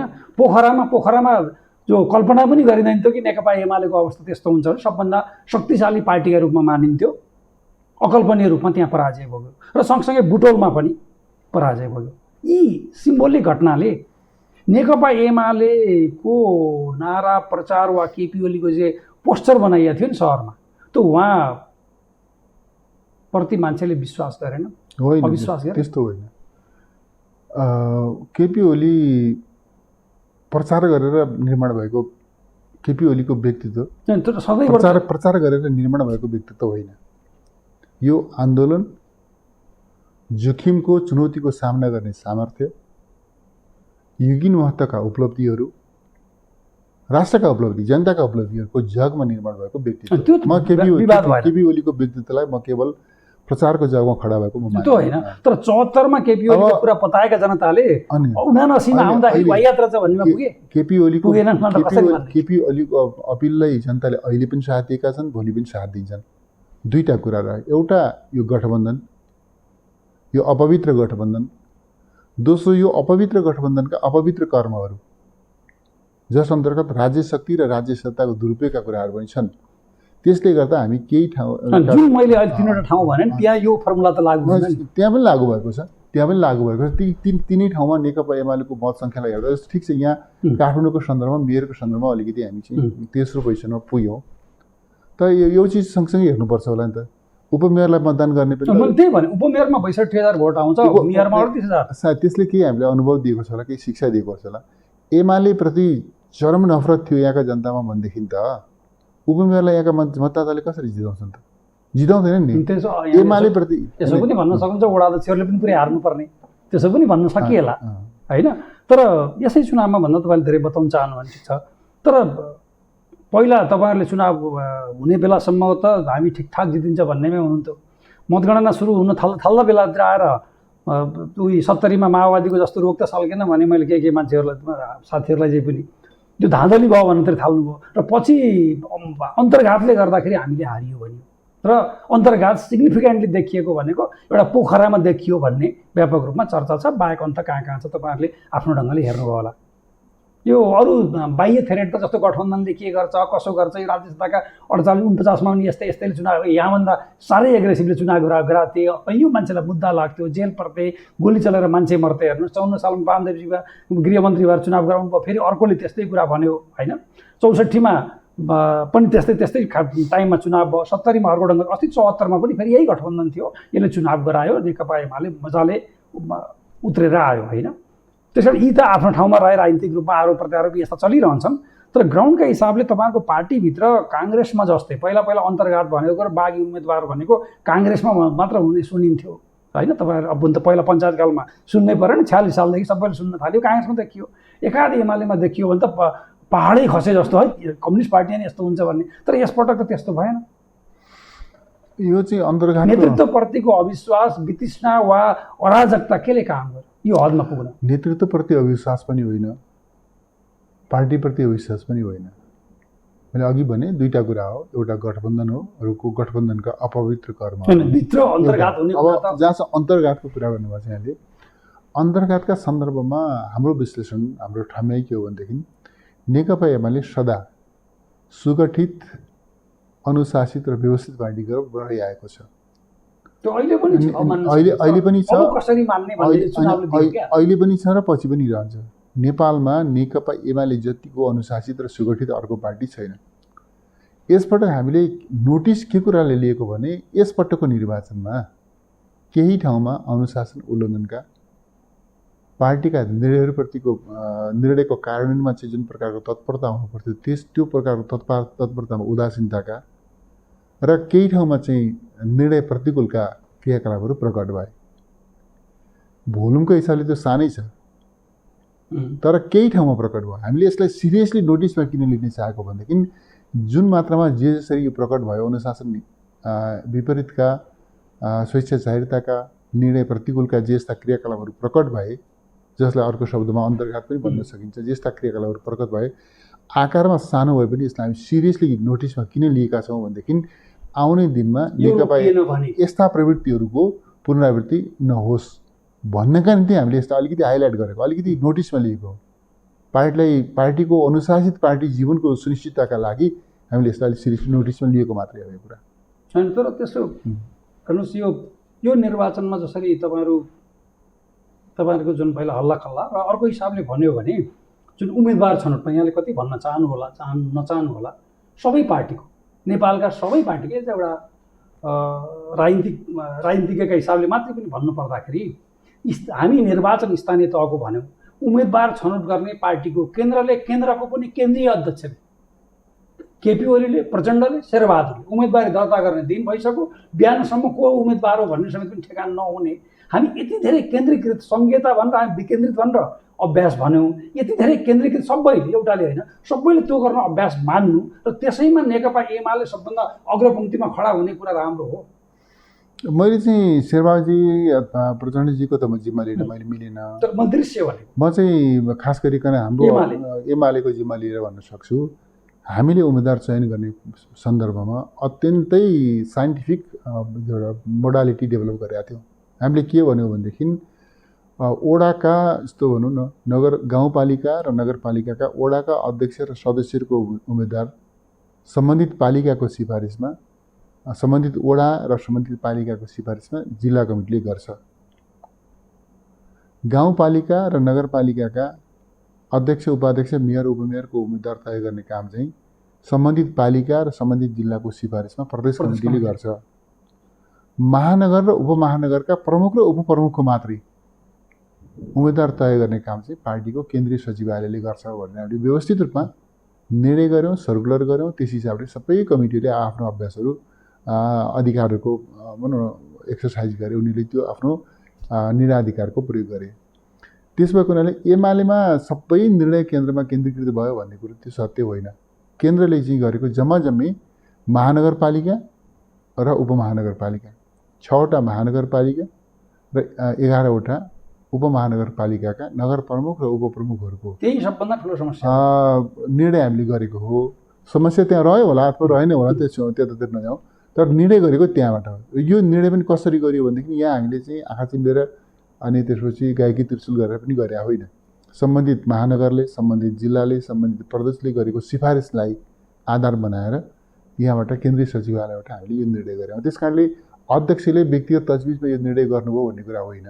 होला, हाम्रा निर्णयहरूमा कमिहरू रहेका पनि होला, तर हामीले जस्तो हाम्रो चाहिँ भनौँ न निर्णयमा चाहिँ के भनेदेखि अझ यसो गर्दा हुन्थ्यो भन्ने पनि हुनसक्दो, तर समग्रतामा जे गरेका छौँ हामीले संस्थागत रूपमा गरेका छौँ र त्यसमा चाहिँ एउटा व्यक्तिको सोच इम्पोज, चाहे अध्यक्षको भन्नुहोस्, चाहे अरू उपाध्यक्षको भन्नुहोस्, महासचिवको भन्नुहोस्, कसैको पनि व्यक्तिगत सोच इम्पोज भएको भन्ने कुरा चाहिँ होइन। तपाईँ तर तपाईँ यहाँले जसरी भने पनि त्यो नेकपा एमालेको स्थापित सकारात्मक विधि यहाँले बताउनु भयो, तर यहाँ अहिले भएका उदाहरणले त्यो कुरा बताउनु न।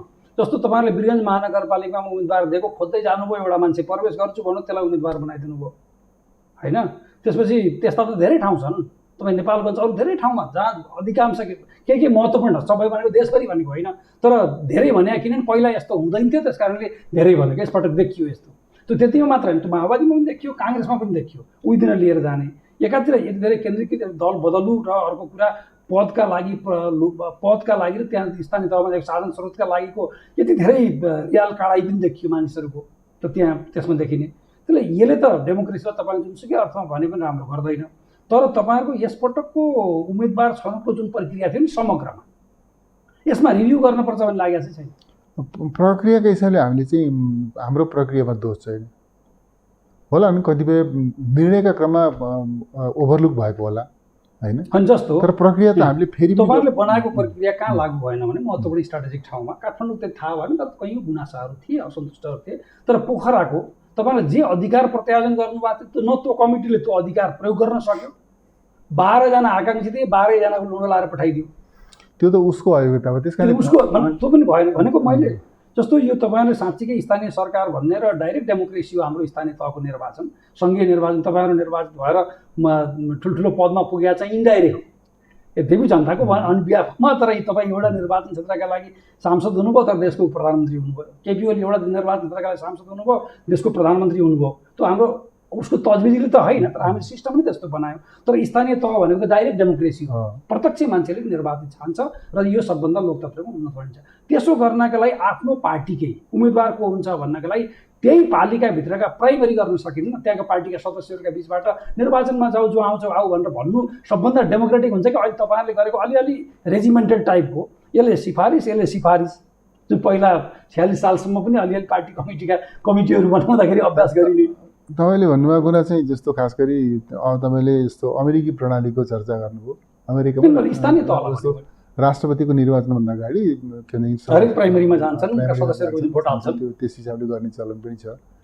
त्यो एउटा एक प्रकारको प्रयोग हो होइन। हामीले चाहिँ के प्रयोग गर्दै आयौँ भनेदेखि जनता कार्यकर्ताका माझबाट सिफारिस प्राप्त गर्ने र त्यो सिफारिसका आधारमा निर्णय गर्ने त्यो ढाँचामा हामी गएका छौँ। अब हामीले चाहिँ एकदम साँच्चै तपाईँले भने जस्तो सिफ्ट गर्ने पोलिसी सिफ्ट गर्ने हो भनेदेखि त प्राइमेरी त्यही पालिकामा यदि 500 जना पार्टी सदस्य छन् भने पार्टी सदस्यका भित्र जतिजना उम्मेदवार हुन्छ हो त्यहाँ जितेर आऊ भनिदिइसकेपछि त समग्रमा सोच्दाखेरि कमसेकम ओनरसिप त होला। नेताले दियो, फलानालाई दियो, उसको नजिकको भएर दियो भन्ने त, यद्यपि त्यही पनि गुडसुट के उसको नजिक थियो जित्यो भन्ने त होला। तर फेरि पनि 500 जना पार्टी सदस्यहरू त्यो प्राइमरी निर्वाचनमा आफ्नो उम्मेदवार छान्नेमा संलग्न भइसकेपछि यो अनुशासन उल्लङ्घन गर्ने, अन्तर्घात गर्ने अथवा के गर्ने सबभन्दा ठुलो म थिएँ भन्ने जस्तो आग्रह त त्यही समाधान हुँदैन।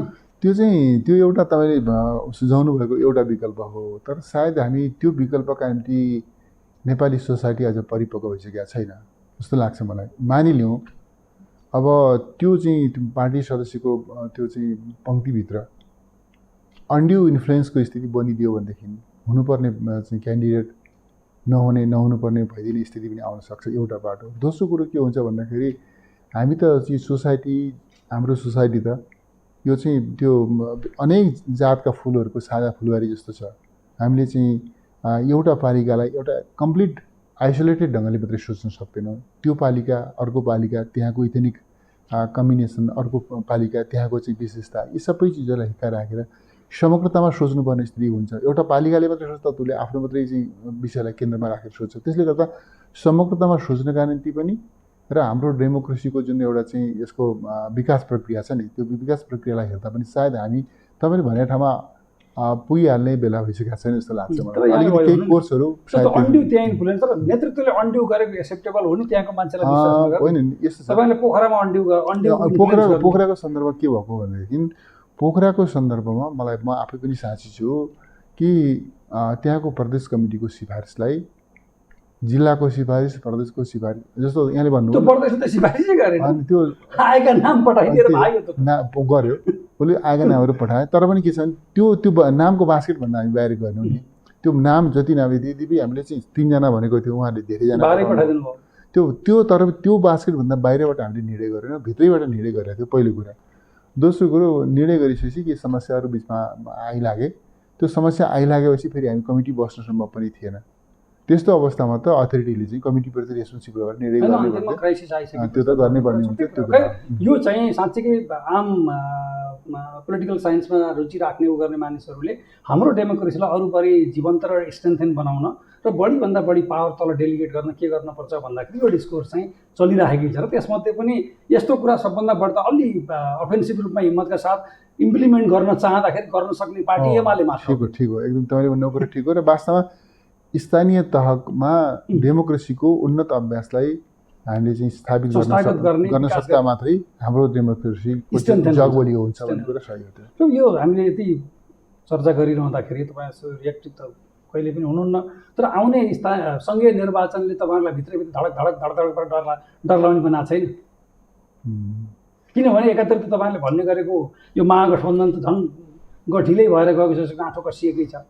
स्थानीय निर्वाचनमा जस्तै किनभने फेरि पनि त्यहाँ सङ्घीय निर्वाचनपछि होइन पपुलर भोटमा त हामीले ठुला सम्झि भनेर त अर्थ छैन। गाँठो कसिलो छ, यो छोयो भनेदेखि यो चाहिँ खरानी हुन्छ के किन खरानी बनाउने यो खरानीको डल्लो खरानीको गाँठो जस्तो कि बाहिर टाइम भएको छैन, अनि टाइम पनि भएको छैन, टाइम पनि चाहिएको पनि छैन, हामीले छुनु पनि परेको छैन अहिले। हामीलाई के लाग्छ होइन त्यस्तो होइन, सुन्न सकिने यो गठबन्धन रहोस्। पशुपतिनाथसँग प्रार्थना अहिले यत्रो भन्नुभयो देश मुलुक हेर्नुहोस्, अर्थतन्त्रको कुरा गऱ्यौँ, विदेश नीतिको कुरा गऱ्यौँ, सारा चिजको कुरा गऱ्यौँ, तपाईँले यो रहोस् भनेर तपाईँले सबैको चाहिँ प्रत्यक्ष अप्रत्यक्ष रूपमा मुलुक चाहिँ डुबाउनेतिर त्यस्तो होइन। म चाहिँ पशुपतिनाथसँग प्रार्थना गर्छु कि हे पशुपतिनाथ यो गठबन्धनलाई चुनावसँग जोगाइदेऊ। भनेपछि नजोगिने भयो? होइन होइन, जोगाइदेऊ। प्रमुख प्रतिपक्षी दलको केन्द्रीय उपाध्यक्षले यो गठबन्धन जोगियोस् भनेर पशुपतिनाथलाई भाकल गर्नुपर्ने भएपछि कसैले अब आजका दिनमा यो गठबन्धन रहन्छ भनेर कसैले कल्पना गर्छ? म राख्छु नि त, जोगाइदेऊ। र सायद जोगिन्छ होला, दुईवटा कारणले जोगिने देख्छु म। एउटा कारण के भने मैले सायद यसमा यो केही दिनदेखि यता मैले मिडियामा भन्ने पनि गरिरहेको छु, नेकपा एमाले यो गठबन्धनमा सामेल भएका कुनै पनि दलको समर्थनमा प्रधानमन्त्री बन्दैन, एक। दोस्रो, नेकपा एमाले यो गठबन्धनमा रहेका कुनै पनि नेतालाई प्रधानमन्त्रीका निम्ति प्रस्ताव गर्दैन। यो त अलि बढ्ता भयो कि? बढ्ता भन्नु यिनीसँग खेल्न पर्ने छ भनेर कि? खेल्नु त पर्ने छँदै छ, खेल्नुको एउटा चाहिँ सन्दर्भ हो, तर प्रधानमन्त्री बनाउने प्रधानमन्त्री बन्ने अलग सन्दर्भ हो। चुनावभन्दा पहिला होइन, यो चुनावभन्दा अगाडि आगामी कार्तिक सङ्घीय निर्वाचन डेट पनि यिनीहरूले कति बेला बनाएर मैले सुनेको छु हाम्रो प्रधानमन्त्रीले चाहिँ ज्योतिषलाई देखाउनुहुन्छ नि त, ज्योतिष सायद निस्किसकेर ज्योतिषलाई देखाउँदाखेरि ज्योतिषले चाहिँ कार्तिकको 27 गते वा मङ्सिरको 11 गते यो दुईवटा तिथि चाहिँ उपयुक्त हुन्छन् भनेर चाहिँ सुझाव दिए भन्ने सुन्छु मैले। त्यसो हुँदा सम्भवतः कार्तिक 27 गते पनि हुनसक्छ, बढीमा मङ्सिरको 11 गते हुनसक्छ होला, किन ज्योतिषले भनेपछि त त्योभन्दा तलमाथि कुरा भएन होइन। त्यस कारणले 27 गते होला अथवा 11 गते होला। यो निर्वाचनभन्दा अगाडि हामी सरकार बदल्ने, समीकरण बदल्ने, गठबन्धन बदल्ने यो धन्दामा छैनौँ, हामी लाग्दैनौँ, क्याटेगोरिकली भनेको मैले। दोस्रो, हामी यो गठबन्धनमा रहेका कुनै दलको समर्थनमा सरकारको प्रधानमन्त्री बन्दैनौँ, एमाले बन्दैन। हामीले यो गठबन्धनमा रहेका कुनै पनि दलका कुनै पनि नेतालाई प्रधानमन्त्रीका निम्ति प्रस्ताव गर्दैनौँ। जस्तो अहिले चर्चा छ नि, अफर आइरहेछ मार्केट भ्यालु शेयर घटिरहेको छ, देशको अर्थतन्त्रको राजनीतिक शेयर बढिरहेछ।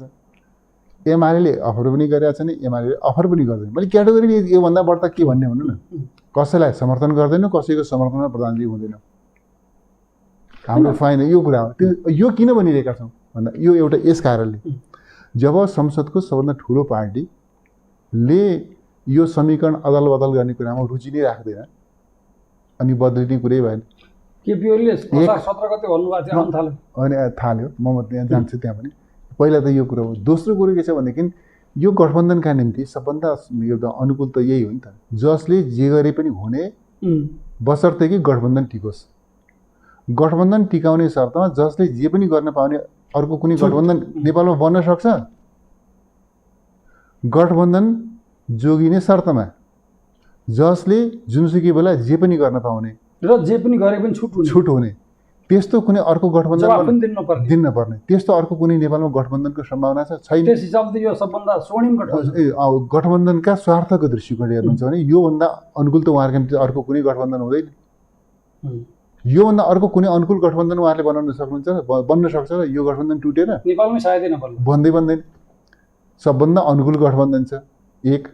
दोस्रो कुरो सबभन्दा हितकारी छ, उहाँहरूका निम्ति हितकारी छ।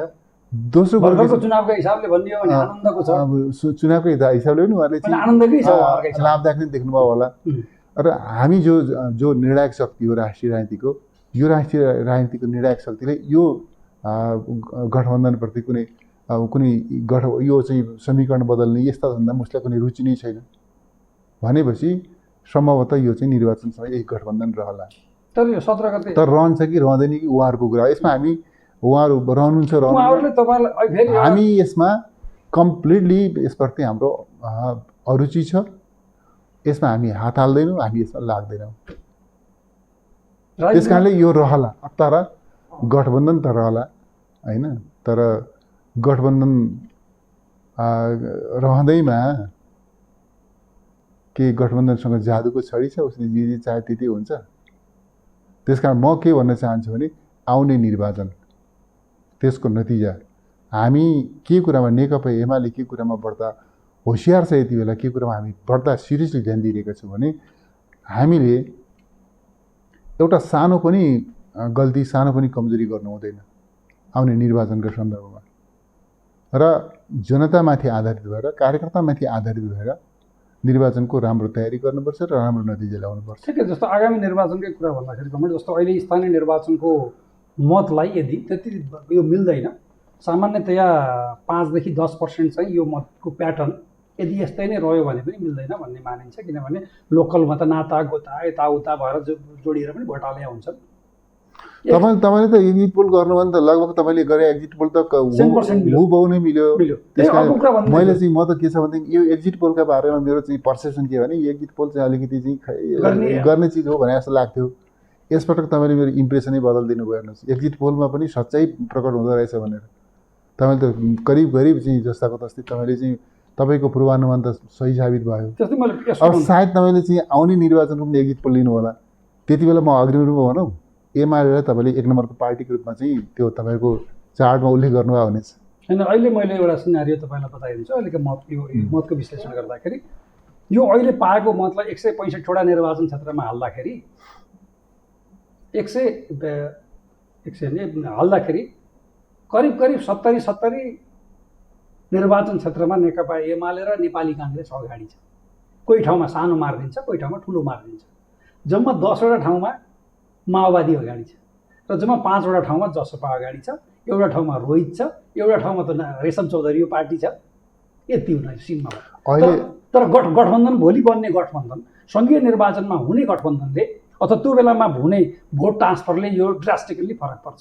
जस्तो 74 सालको निर्वाचनमा नेपाली कङ्ग्रेसले प्रत्यक्षतर्फ भन्यो भने सबभन्दा बढी मत पाएको थियो, तर उसले 23 सिट जित्यो। त्योभन्दा कम भोट पाएको थियो नेकपा एमाले, उसले 80 सिट जित्यो होइन।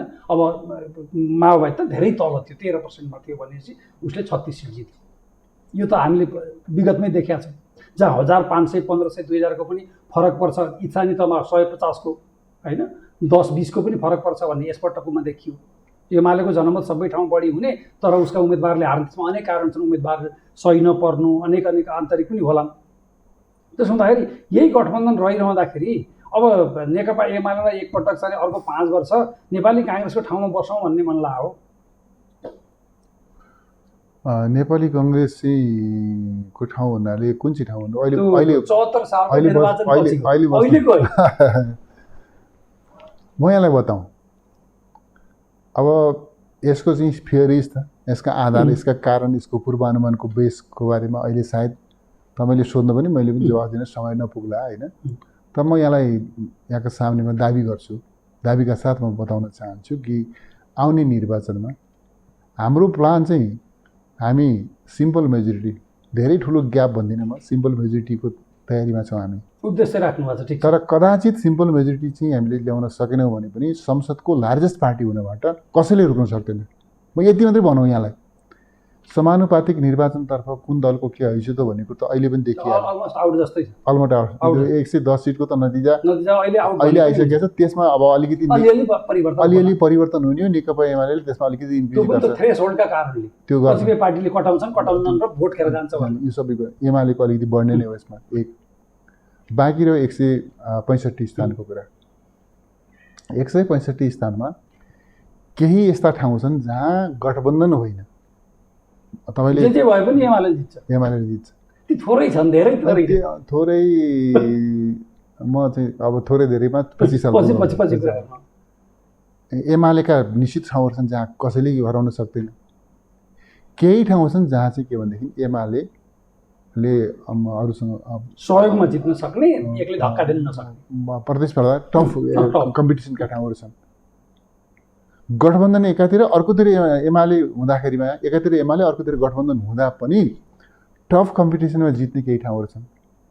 केही ठाउँहरू होलान् जहाँ हामीले अलिकति हाम्रा निम्ति जित उकालो भएका ठाउँहरू होलान्। त्यसले गर्दाखेरि मैले के देख्छु भने संसदमा ठुलो पार्टी नेकपा एमालेलाई ठुलो पार्टी हुनबाट कसैले रोक्न सक्दैन। यो तपाईँको दाबी भयो। यो दाबी। अब रहेको सवाल हाम्रो कोसिस के रहन्छ भने हामी लार्जेस्ट गर्न सक्छौँ, मेजोरिटी ल्याउन सक्छौँ, सिम्पल मेजोरिटी। तर कमेन्ट यति नै बेला भन्दाखेरि केपी ओलीले जिम्मेवारी लिएर यो पराजयको सबैको प्रयोग सफल भयो, राजीनामा गर्नुपर्छ भन्ने पनि तपाईँको पार्टीभित्र उठ्या छ। यसले पनि अब अलिअलि बहस लाला। र अर्को कुरा, जेठ 30 पछि यता केपी ओली 30 भन्दा पहिला जसरी सुनिनुहुन्थ्यो त्यसरी सुनिन छाड्नु भएको छ भनेपछि कहीँ न कहीँ उहाँलाई पनि अलि डिफेन्सिभ मोडमा केपी ओली भयो जस्तो देखिन्छ। र तपाईँहरू सधैँभर खालि अब भन्नुपर्ने के भइदियो भन्दाखेरि थाहा छैन किन हो, नेकपा एमाले जस्तो पार्टी र त्यसका नेताहरू केही मानिस, केही टेक्नोक्राट या ब्युरोक्राट मान्छेले चकाचौँध डाटा ल्याएर देखाइदिएर त्यो डाटामा सो भएर कायदाले मखलेल भयो जस्तो रूपमा हिजो आज चाहिँ झन् बढ्दै डिप्रेसिभ भयो जस्तो मुडमा तपाईँ जाँदै एउटा त म के बताउँ भनेदेखि नेकपा एमाले यो कुनै काँचो माटोले बनेको पार्टी होइन। त्यसमा नि विवाद भयो। यो भट्टीमा खारिएको, आधुनिक भट्टीमा खारिएको पार्टी हो। यसले धेरै घाम पानी बिहोरेको छ, आँधी हुरी बिहोरेको छ। यो चाहिँ भनौँ न एउटा चाहिँ डाँडोको चाहिँ टुप्पामा बसेको सदिसाल जस्तो हो। सानोतिनो हुरीले यो डाल्ने चिज होइन। पहिलो कुरा यो। हामीले निर्वाचनकै कुरा गर्नुहुन्छ भने हामीसँग पराजयको, गम्भीर पराजयको अनुभव पनि हामीसँग छ। हामीसँग शानदार जितको अनुभव पनि हामीसँग छ। हामीले लार्जेस्ट हामीसँग चाहिँ लार्जेस्ट पार्टीको अनुभव पनि छ। हामीले बहुमत प्राप्त गरेको अनुभव पनि छ हामीसँग। हामी निकटतम प्रतिस्पर्धी अथवा यो सबै अनुभव छ हामीसँग। 64 सालमा अब एमाले भन्ने चिज रहन्छ र भन्ने ठान्थे। 64बाट 70 आइपुग्दा नपुग्दै हामी त्यो ठाउँमा आइपुग्यौँ। सम्हालियो होइन नि, हामीले त्यति बेला त सिग्निफिकेन्टली प्रोग्रेस गरे हो नि। त्यसले गर्दा के छ भने यो निर्वाचनले दिएका अनुभव र शिक्षाहरू, एक, त्यसलाई हामी ठिक ढङ्गले सूत्रबद्ध गर्दैछौँ। 2, गठबन्धन महागठबन्धन यसले गर्न सक्ने उच्चतम कर्मकुकर्महरूको हामी पूर्वानुमान गर्दैछौँ। त्यसलाई कसरी सामना गर्ने, कसरी मुकाबला गर्ने, कसरी सही ढङ्गले निर्वाचन सम्पन्न गरेर निर्वाचनको नतिजा प्रकाशित गर्ने, त्यसका बारेमा हाम्रो आफ्नो तयारी छ। मैले यो सबै कुरा भनिरहँदाखेरि एमाले निराश हुन्छ भनेर त यो कसैले हैन। मैले यो पटक पटक किन सोधिराखेको छु भने जहाँसम्म तपाईँले अध्यक्षको कुरा गर्नु, हाम्रो अध्यक्षको कुरा गर्नुभयो, अध्यक्षलाई सुनिँदैन भन्ने कुरा चाहिँ मलाई पत्यार लाग्यो। अध्यक्ष सुनिन छोड्नु भयो। मलाई त्यो कुरा आज पनि नेपालको राजनीतिक रङ्गमञ्चमा एभङ द लिडरहरूमध्ये अथवा चाहिँ नेपालको राजनीतिमा सबैभन्दा सुनिने, सबैभन्दा पढिने, सबैभन्दा ज्यादा अपिलिङ क्यापासिटी भएको लिडर कुन हो भनेर जो कसैलाई केपी ओलीको सख्त आलोचकलाई सोध्नुहोस्, फेरि पनि उसले भनेछ नेपालमा अपिलिङ क्यापासिटी भएको सबभन्दा टावरिङ पर्सनालिटी पोलिटिकल लिडरका हैसियतमा भन्यो भने केपी ओली भनेर सबैले भन्छ। त्यस कारणले अब होलान्, अब त्यसपछि एमाले यो जुन सिट सङ्ख्या अलिकति तलमाथि गरेको छ यसका आधारमा एमालेको चाहिँ दुर्दिनको पूर्वानुमान गरेर रमाउनेहरू होलान्। त्यस्ताहरूले चाहिँ त्यो त्यो त्यो रमाइलोमा सस्ता टिप्पणी गर्दा हुन्। त्यसप्रति हाम्रो के भन्नु छैन। हामी अनुभवका आधारमा शिक्षा लिएर अगाडि जान्छौँ र यो सबै चिजलाई चाहिँ तपाईँ प्रश्न गर्नुहोस् न, गठबन्धनको माग के, गठबन्धनको मुद्दा के, गठबन्धनको उद्देश्य के, गठबन्धनको गन्तव्य के, गठबन्धनको नतिजा कि यो देशलाई बर्बाद गर्नका निम्ति नेपाली जनताले गठबन्धनको पछि पछि लाग्छन् त होला। यसपटक गठबन्धनले अलिकति सिट बढायो होला। सधैँ उही नृत्य रङ्गमञ्च उही नै नृत्य चाहिँ सधैँ मञ्चन हुन सम्भव हुन्छ त? अनि त्यो हुन्न। तर अघि मैले भन्दै गरेको त यहाँलाई मैले किन यसरी सोध्दैछु भने भयो मध्येको सम्हालिन सक्दाखेरि नेपालको डेमोक्रेसीलाई र लोकल वेलफेयर सोसाइटीलाई अलि ड्राइभ गर्न सक्ने मध्येको अलि सङ्गठित अलि व्यवस्थित शक्ति नेकपा एमाले थियो। कहीँ आलोचनाका बावजुद आज राजनीतिप्रति चर्को वितृष्णा उठाए बेला पनि। तर यो एमाले पनि अरू जस्तै उटपटाङतिर त नि बढ्ता लागेको भन्ने एउटा आलोचना छ सोसाइटीको। त्यसलाई तपाईँले कसरी एड्रेस गर्नु होला? अघि तपाईँले यहाँले अलिअलि पहिल्यै प्रश्न सोध्न यसले नसोधोस् भनेरै अलिअलि ब्यारियर लाउनु भयो कि यो गठबन्धनका सन्दर्भमा तपाईँ भित्रभित्र लाग्नु भएको छ भने तपाईँले जवाब दिइसक्नु भएको यो वाम गठबन्धन के जति भनेर व्यापक उछलकुद चलिरहेको छ नि अहिले। शुभजी म एउटा चिज भनौँ, गठबन्धन एमालेबाट गठबन्धनका निमित्त भनौँ न अथवा विभिन्न राजनीतिक पार्टीहरूसँग सम्वाद पार्टीको नेतृत्वले विश्वास गरेर काममा खटाइने मध्ये पर्छु म। यसमा कुनै शङ्काको कुरा भएन। विगतको निकट विगतको तथ्यलाई त्यो कुरा बताउँछन् नै।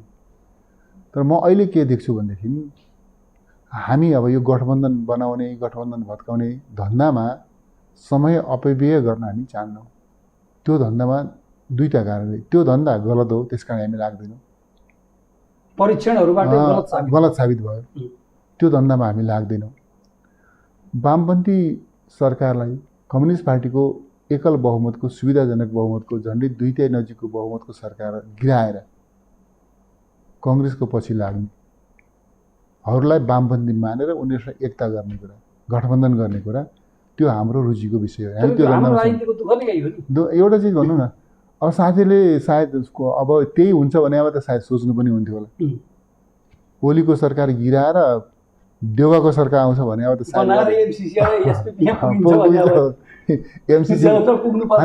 एमसिसीको बाटो हुँदै एसपी पुगिन्छ भने भएदेखि त सायद भनेर सोच्नुहुन्थ्यो होला उहाँ। त्यति बेला चाहिँ के भनेदेखि एउटा छ नि सोम शर्माको सपना जस्तो के देख्नु भएको थियो। सरकार त हटाउनु भयो, आफ्नो पार्टीको शक्तिशाली सरकारबाट हटाउनु, आफ्नो पार्टीको अध्यक्षलाई प्रधानमन्त्रीबाट त हटाउनु भयो। तर तावाबाट उम्किएको चाहिँ भुङ्ग्रोमा परेको भन्ने चाहिँ एउटा तावाबाट उम्किएको माछा भुङ्ग्रोमा पऱ्यो भने जस्तो खालको स्थिति भयो उहाँहरूको। तर पनि अब म के देख्छु त्यसले गर्दाखेरि हामी के भन्छौँ भनेदेखि यो गठबन्धनको धन्दामा हामीलाई लाग्ने फुर्सद छैन। हामी त्यतातिर लाग्यौँ भने चुनावको तयारी छु। गभर्नमेन्टले जेसुकै भनिसक्दाखेरि पनि एउटा तपाईँहरूले आफ्नै यो आउने मैले परिणामका दृष्टिकोणले पनि र त्यसको के भनेदेखि त्यसको भनौँ न यो चाहिँ ठिक बेठिक भनेर विश्लेषण गर्दा पनि ठिक यो चाहिँ गठबन्धन बदल्ने अभ्यास मुलुकान्ति उपलब्धिबाट हुन्छ कि हुँदैन भन्दा हुँदैन। अनि समय त्यस्तो उपलब्धि अनि राख्नु त कसले यो त हेर्नु यो त चुनावसम्म हो। चुनावसम्म कसले राख्छ यसलाई? यो रहनेवालै छैन। जतिसुकै उहाँले सपना देख्नुहोस् न, कहाँ रहन्छ यो? भन्न त भन्नुहुन्छ 15 वर्ष कति वर्ष भन्नुहुन्थ्यो, अस्ति 15 वर्ष घटिसक्यो होला, घट्यो पनि होला। धन्यवाद। 1 घन्टै भयो।